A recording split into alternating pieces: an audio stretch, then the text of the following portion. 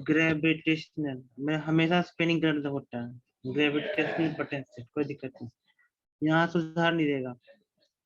Gravitational होता है GRAVI। Okay, तो ग्रेविटेशनल पोटेंशियल क्या होता है ये जानना है। तो हम लोग पढ़ेंगे ग्रेविटेशन। तो इलेक्ट्रोस्टैट और ग्रेविटेशन में क्या अंतर है पता है ना, कि ग्रेविटेशन में मास होता है और इलेक्ट्रोस्टैट में चार्ज होता है, और बाकी दोनों का जो कंसेप्ट है ना एकदम बिल्कुल सेम होता है। ठीक है, तो फिजिक्स में एक चीज है कि अगर आप एक चैप्टर पढ़ते हैं और आपके पास कंसेप्ट है, तो आप क्या करेंगे ना कि एक चैप्टर को दूसरे चैप्टर से लिंक कर सकते हैं। ये बायोलॉजी में हर चीज रटने का चीज है, तो फिजिक्स में है कि एक चैप्टर से दो पढ़ के आप दो चैप्टर समझ सकते हैं। तो फिजिक्स का बहुत फायदा है, फिर भी लोग ना जाने क्यों फिजिक्स को लोग पूछता है। तो ग्रेविटेशनल पोटेंशियल क्या होता है, कल हमने क्या पढ़ा था वर्क के बारे में। अब व्हाट इज वर्क, F.D समझते हैं, डॉट प्रोडक्ट, दोनों समझते होंगे बताइएगा। तो डॉट प्रोडक्ट स्कैलर क्वांटिटी होता है FD cos थीटा, F.D को बोलते हैं FD cos थीटा।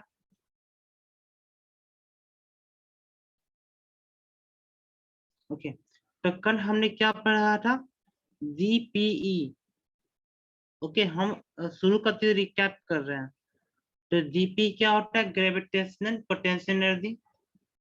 तो इसका मान कितना होता है -G in capital M small M divide by R, और ये जो होता है हमेशा नेगेटिव में होता है। ओके, क्यों होता है,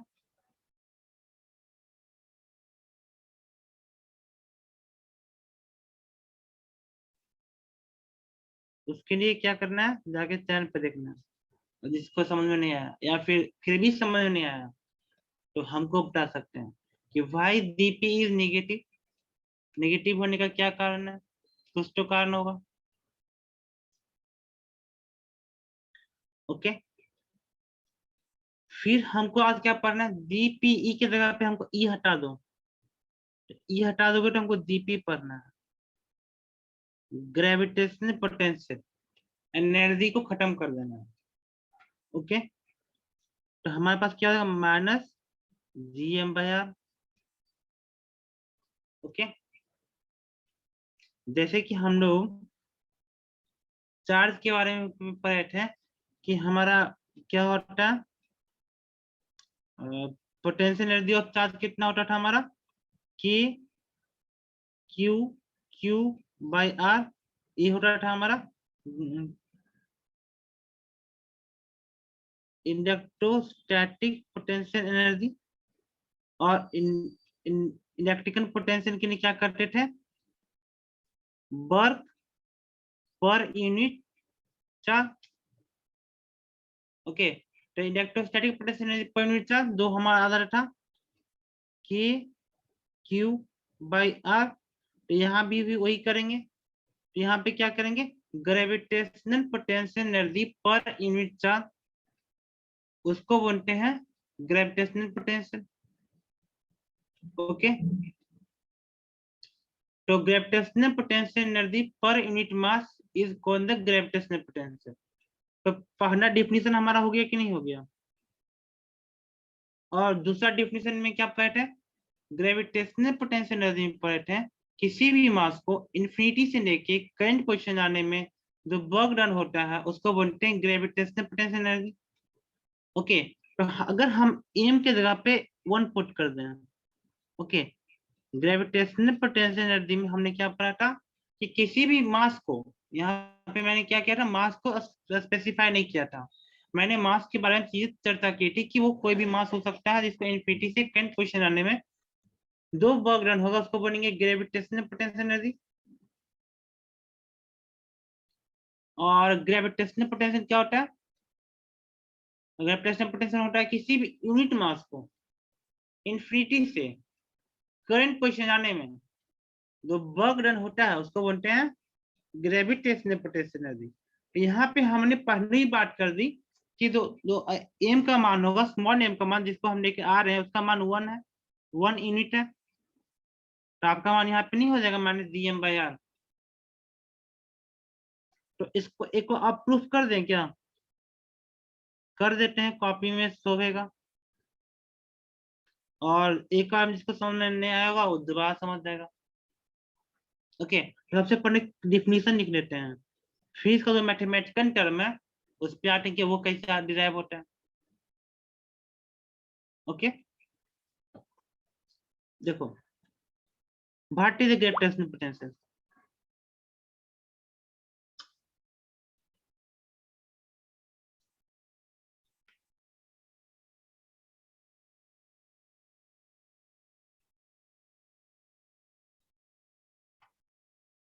ओके, ए ग्रेविटेशनल पोटेंशियल, ग्रेविटेशनल पोटेंशियल क्या होता है? Work done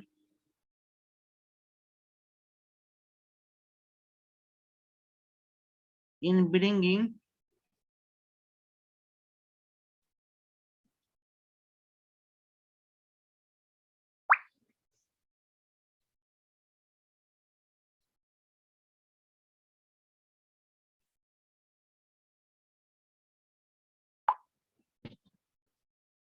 unit mass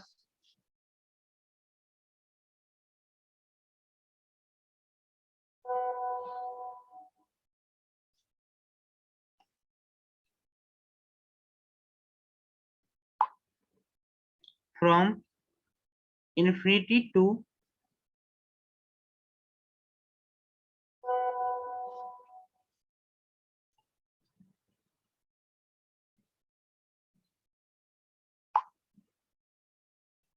current position is called gravitational potential।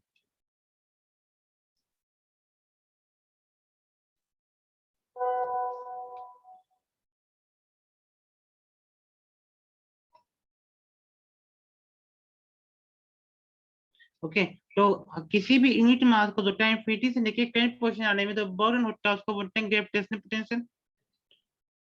Okay, अब इसको दूसरा भाषा में हमने हमने क्या कह सकते हैं?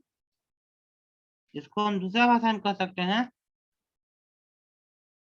कि gravitational potential energy per unit mass is called the gravitational potential.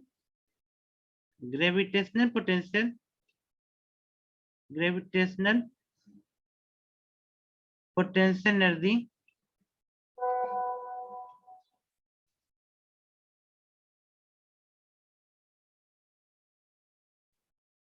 Per unit mass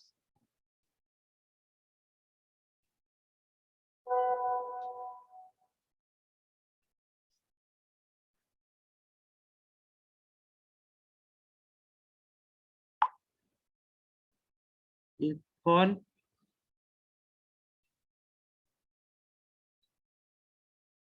gravitational potential। Okay, gravitational potential energy per unit mass is called the gravitational potential. अब इसको हम मैथमेटिकली प्रूफ करते हैं, ठीक है? तो हमने क्या कहा, वर्क डन कितना होता है एफ डॉट डी, यहाँ तक सबको पता होगा। तो देखो, कोई भी यहाँ पे मास एम है, इस मास का मान कितना है हमारा 1 है, पहले डिफाइन कर दिए, और ये हुआ हमारा अर्थ। ये पोजीशन है इन्फिनिटी, इन्फिनिटी से इसको लेके आ रहे हैं करंट पोजीशन पे। ओके, तो जो हमारा जो वर्क डन होगा वो कितना होगा, F dot D x. Okay, यहाँ पे हमने फोर्स अप्लाई किया, एक्सटर्नल फोर्स, और इसको हम धीरे धीरे लेके आएंगे, हमेशा इस तरह से लेके आएंगे कि हमारा जो वेलोसिटी होगा वो कांस्टेंट होगा। ओके, तो यहाँ पे एक चीज और लिखना है,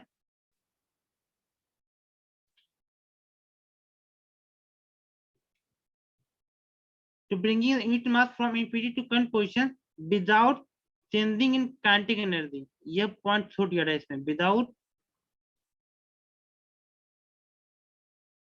चेंज इन काइनेटिक एनर्जी। मतलब क्या, इस तरह से लेके आना है कि सब वेलोसिटी कांस्टेंट हो, और कांस्टेंट वेलोसिटी का मतलब क्या होता है कि ये बहुत ही धीरे धीरे लेके आएंगे तभी तो कांस्टेंट होगा, अदरवाइज कैसे होगा। ओके, तो ये हो गया हमारा F dot D X is equal to work done. और देखो ये हुआ हमारा एक्सटर्नल फोर्स, तो इधर होगा हमारा फील्ड फोर्स। तो हमको एक्सटर्नल फोर्स का वैल्यू पता है, नहीं पता है, हमने कितना फोर्स अप्लाई किया, तो हमें एक्सटर्नल फोर्स उतना ही अप्लाई करना जितना फील्ड फोर्स के बराबर हो, तभी तो हमारे पास दो टाइम नेट फोर्स जीरो होगा। और अगर एफ नेट जीरो है तभी तो हमारा ए का मान जीरो होगा।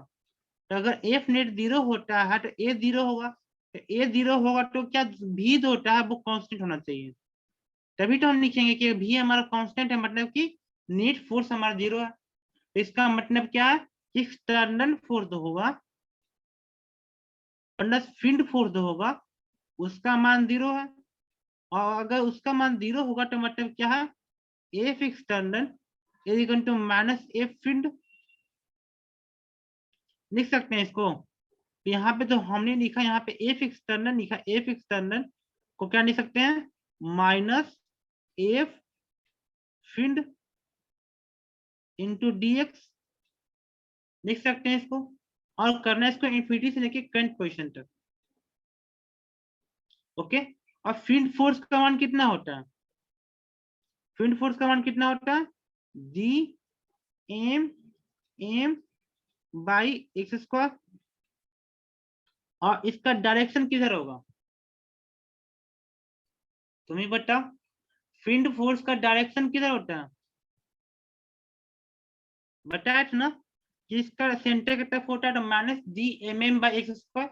तो हमको इसका मैग्नीट्यूड पता है, इसका डायरेक्शन पता होगा, तो इसका वैल्यू यहाँ पुट कर दें, तो हमारा मान कितना होगा, minus minus G M M by X square D X, infinity से लेके करंट पोजिशन तक की है।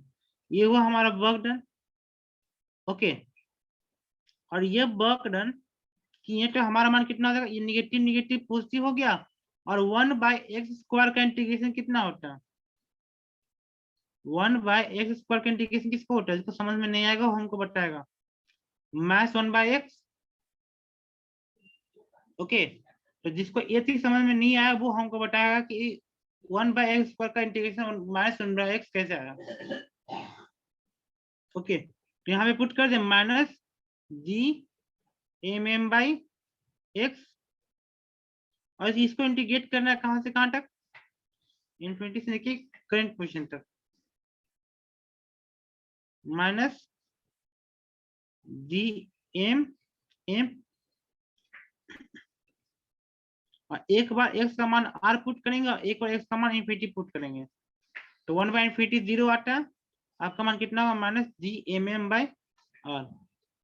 ओके, और यहाँ पे आपको क्या करना है, ये एम का मान कितना पुट करना है, 1 पुट करेंगे अकॉर्डिंग टू द डिफिनीशन। तो हमारा मान कितना हो जाएगा, minus G M by R, और यही होता है हमारा ग्रेविटेशनल पोटेंशियल डीपी। ओके, तो जहां तक हम समझते हैं आपको ग्रेविटेशनल पोटेंशियल समझने में कोई दिक्कत नहीं होगा।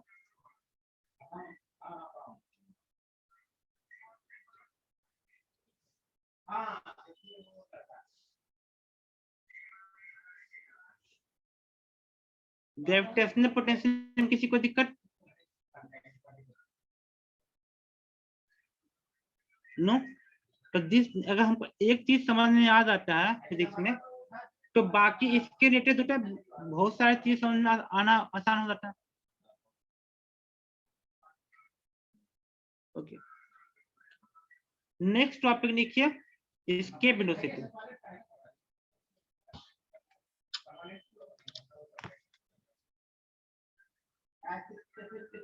नेक्स्ट टॉपिक लिखिए, escape velocity.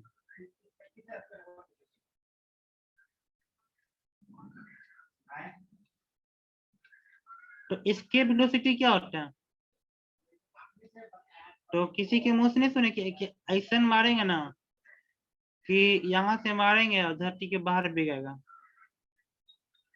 That is escape velocity. मतलब इसको इस तरह से बिगना है किसी ऑब्जेक्ट को ना, और फेंकना है, थ्रो करना है कि वो जो है हमारे अर्थ के ग्रेविटेशनल फोर्स से बाहर हो जाए। Okay, that is escape velocity. Escape velocity में क्या है कि उसको इस तरह से फेंकना है कि वो जो है हमारे अर्थ के ग्रेविटेशनल फोर्स से बाहर हो जाए, वो एस्केप कर जाए, उसको बोलते हैं एस्केप वेलोसिटी। और एस्केप वेलोसिटी का मान कितना होता है हमारा,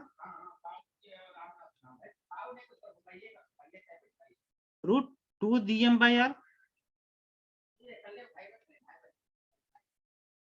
ओके, और एक होता है हमारे पास ऑर्बिटल वेलोसिटी, ये इसके बारे में मैंने चर्चा किया था कि ऑर्बिटल वेलोसिटी क्या होता है। तो ऑर्बिटल वेलोसिटी क्या होता है उसके बारे में मैंने चर्चा नहीं किया था कि क्या होता है, लेकिन हमने फॉर्मूला के बारे में जिक्र तो कभी ना कभी किया होगा। तो ऑर्बिटल वेलोसिटी तो होता है हमारा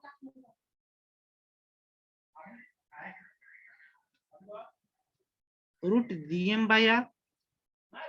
तो दोनों में अंतर क्या है, एस्केप वेलोसिटी जो होता है वो क्या होता है, √2 times of the orbital velocity. यहाँ तक में किसी को दिक्कत है क्या, ये हुआ एस्केप वेलोसिटी, मतलब कि किसी भी ऑब्जेक्ट को इस तरह से अगर थ्रो करना है कि वो हमारे ग्रेविटेशनल फोर्स से बाहर हो जाए, that is the escape velocity. तो it is the velocity, escape velocity is the velocity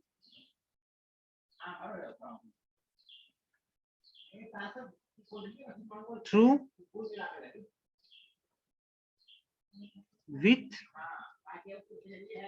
through an object so that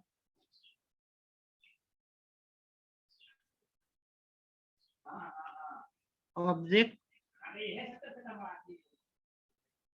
escape from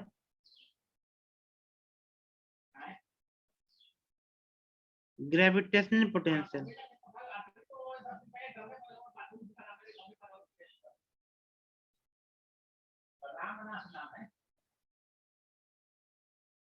okay, तो देखो ये हुआ हमारा अर्थ हुआ।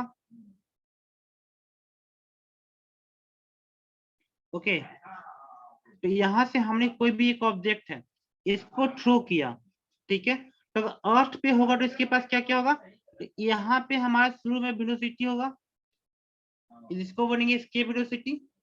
और यहाँ पे होगा तो आपके पास क्या होगा, ग्रेविटेशनल पोटेंशियल होगा। तो यहाँ पे ग्रेविटेशनल पोटेंशियल एनर्जी कह सकते हैं इसको। तो इसके पास ग्रेविटेशनल पोटेंशियल एनर्जी है और वेलोसिटी है, तो इसके पास काइनेटिक एनर्जी भी है, पोटेंशियल एनर्जी भी है शुरू में। और जब इसको इतना दूर बिक दिए कि वापस नहीं आ सकता, ओके, दाने वाला अगर कोई वापस नहीं आ सकता है तो वो एस्केप हो गया।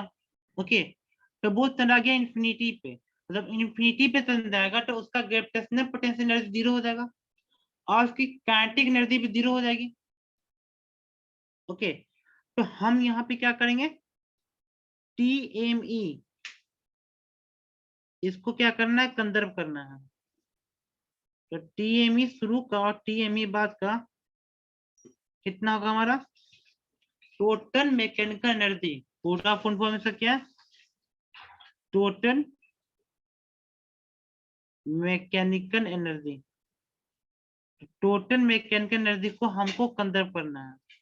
टमाटर क्या है वो यहाँ पे, kinetic energy plus potential energy शुरू का is equal to kinetic energy plus potential energy बाद का, दोनों का हमने कंजर्व कर लिया।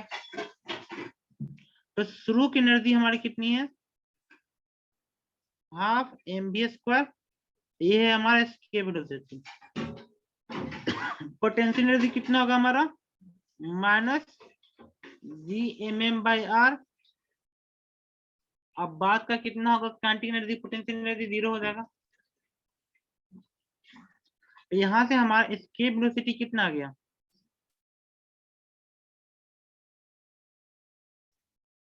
√2 GM/r आ जाएगा कि नहीं आ जाएगा। इसको सॉल्व करेंगे, ये पोर्शन इधर जाएगा, तो हमारा एस्केप वेलोसिटी कितना आएगा, √2 GM/r।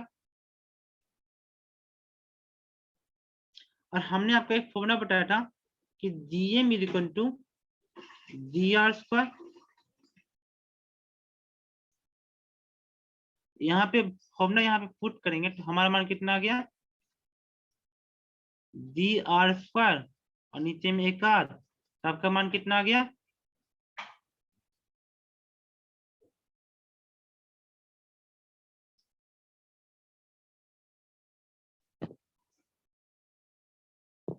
यहाँ तो कोई दिक्कत। ये हो गया हमारा एस्केप वेलोसिटी। और इसका वैल्यू कितना होता है, हाँ पूछो क्या पूछना है ना। सर काइनेटिक्स प्लस जो पोटेंशियल एनर्जी लिखे हुए हैं उसका हम्म, फॉर्मूला मतलब फिर से एक बार ये कीजिए ना। ठीक है। वो 1/2 mv² वाला। 11.2 km/s, इतना स्पीड से अगर हम आपको दिएंगे ना, तो कभी यहाँ आइएगा नहीं धरती पे, ये याद रखने वाली बात है। ये अर्थ का बताया है। इसके वेलोसिटी ऑफ अर्थ कितना हुआ, 11.2 km/s। तो यही वो स्पीड है जिससे एक बार आपको बिक दिया ना तो वापस नहीं आ पाएगा यहाँ पे। देखिए, टोटल मैकेनिकल एनर्जी शुरू का और टोटल मैकेनिकल एनर्जी बाद का, वो हमको कंजर्व करना है। तो मतलब काइनेटिक एनर्जी पोटेंशियल एनर्जी शुरू का और काइनेटिक एनर्जी और पोटेंशियल एनर्जी बाद का, दोनों को हमको कंजर्व करना है। तो शुरू का काइनेटिक एनर्जी कितना होगा, ½ mv²। और ये जो वेलोसिटी है वो कौन सा है, हमारा एस्केप वेलोसिटी है, क्योंकि हम इतना से भी गए हैं कि बट थ्रो किए हैं कि वो वापस नहीं आ सकते। तो हिंदी में हमारा चेंज हो सकता है। ओके, भोजपुरी में मैं कुछ और बोला जाता होगा आपके एरिया में, और हमारे यहाँ मगही में बोला जाता है उसको बिगना। ओके, तो अंग्रेजी सेम होता है सब जगह पे, थ्रो करके, ठीक है। तो हिंदी को कैचअप कीजिएगा। तो यहाँ पे कितना हुआ, -GMM/r। पोटेंशियल एनर्जी कितना होगा, -GMM/r।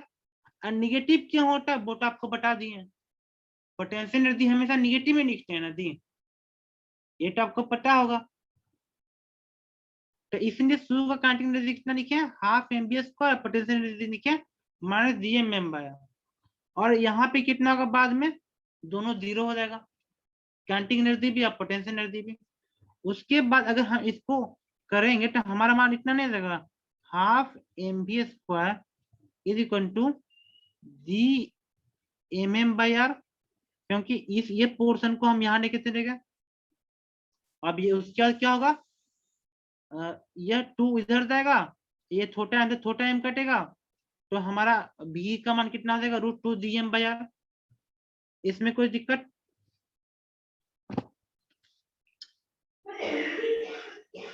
अब सुनने आप लोग को। Yes sir. ओके, अब नेक्स्ट वेलोसिटी भी समझते हैं, वो क्या हमारा ऑर्बिटल वेलोसिटी। तो नाम ही इसको ऑर्बिटल वेलोसिटी। तो ऑर्बिटल मतलब क्या हुआ, ऑर्बिट। ओके, ऑर्बिटल का मतलब क्या होता है, ऑर्बिट होता है। तो ऑर्बिट के चारों तरफ घूमेगा, यही ना होता है। तो देखो, ये हुआ हमारा अर्थ,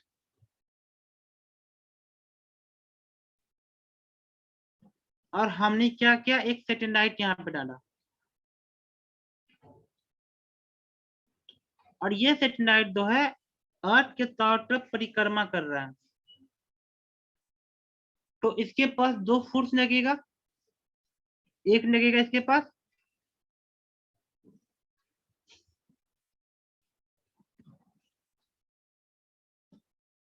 ग्रेविटेशनल फोर्स, और ग्रेविटेशनल फोर्स के कारण क्या होगा, gravitational force is always attractive, वो कभी रिपल्सिव नहीं होता।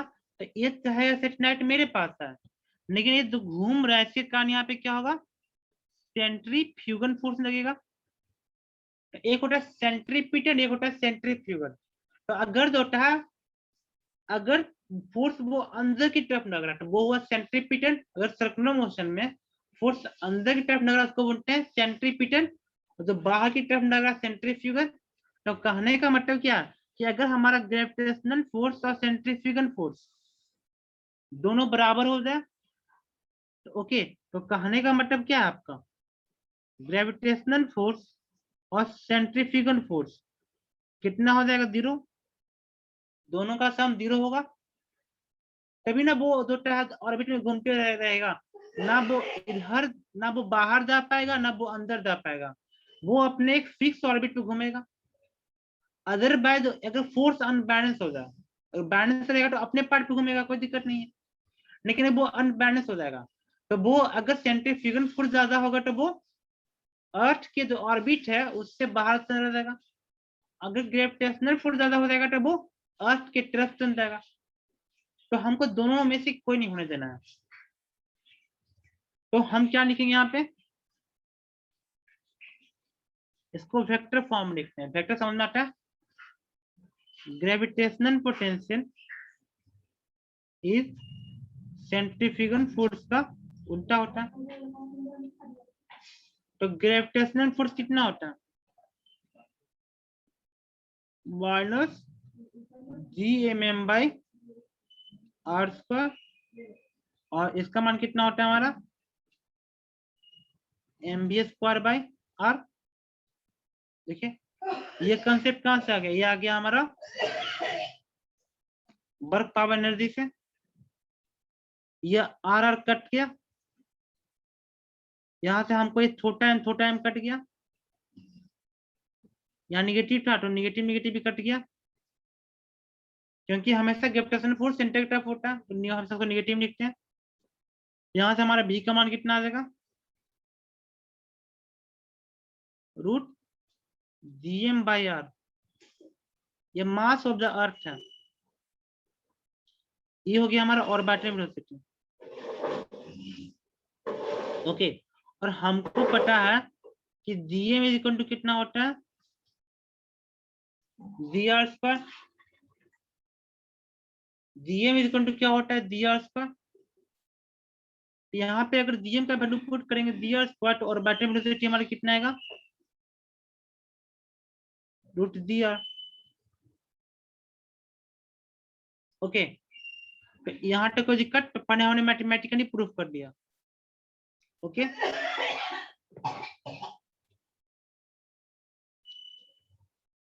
तो ऑर्बिटल वेलोसिटी क्या लिखेंगे अब हम, orbital velocity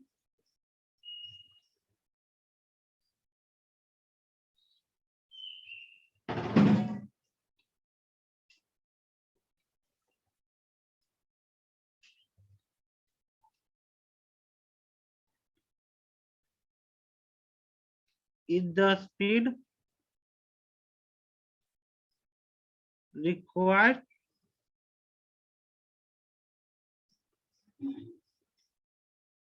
to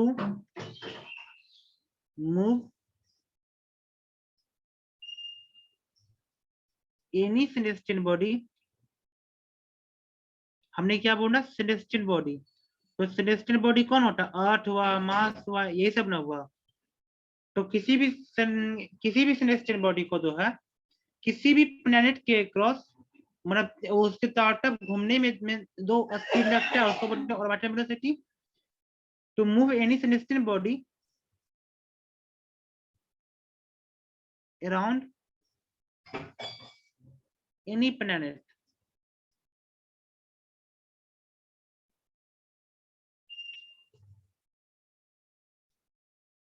is called orbital velocity.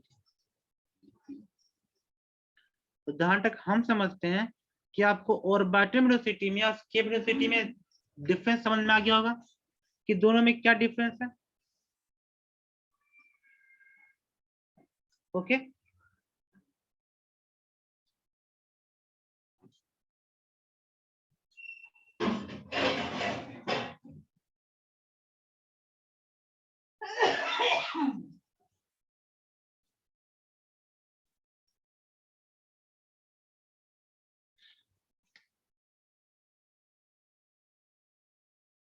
Okay, तो यानी तो यहाँ तक में किसी को दिक्कत?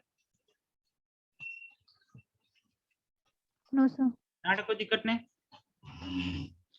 तो यहाँ पे एक चीज और बात करते हैं, एस्केप वेलोसिटी डिपेंड किस पे करता है? Escape velocity depends upon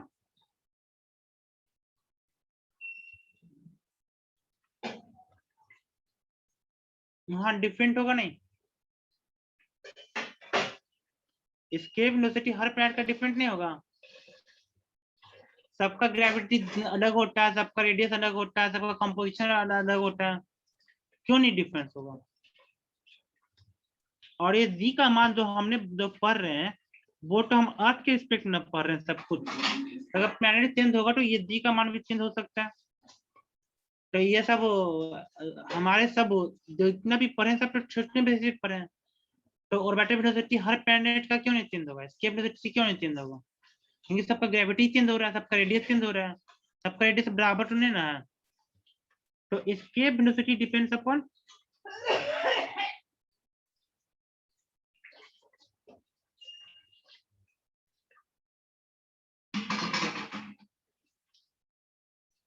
escape velocity किस पे डिपेंड करता है? मास ऑफ द प्लैनेट, आप किस प्लैनेट में रहते हैं उस पर डिपेंड करता है।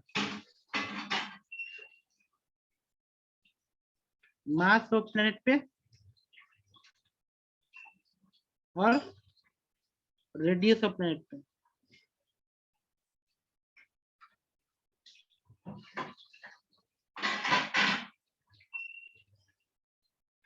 और escape velocity does not depend upon, ये किस पे डिपेंड नहीं करता?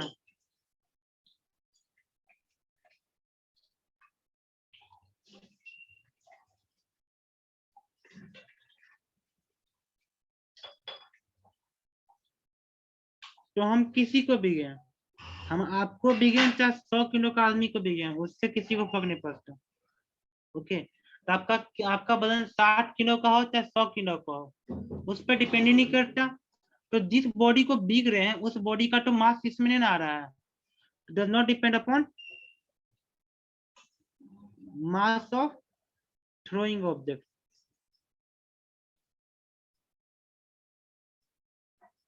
तो जिस ऑब्जेक्ट को हम बीग रहे हैं उस पर तो डिपेंड नहीं करता कि उसका मास कुछ भी हो। तो यह बॉडी इंपॉर्टेंट है, इस पे क्वेश्चन बार बार आता है। ओके, तो किसका एस्केप वेलोसिटी ज्यादा होगा? 6 केजी का बॉडी का एस्केप वेलोसिटी ज्यादा होगा कि 10 केजी का एस्केप वेलोसिटी ज्यादा होगा? एस्केप वेलोसिटी किसका ज्यादा होगा, 6 केजी का कि 10 केजी का? दोनों के पास सेम एस्केप वेलोसिटी होगा, सेम है, क्योंकि यस सर। क्योंकि किस ऑब्जेक्ट को बीग रहे हैं उस पर तो डिपेंड नहीं करता, वो था सेम एस्केप वेलोसिटी।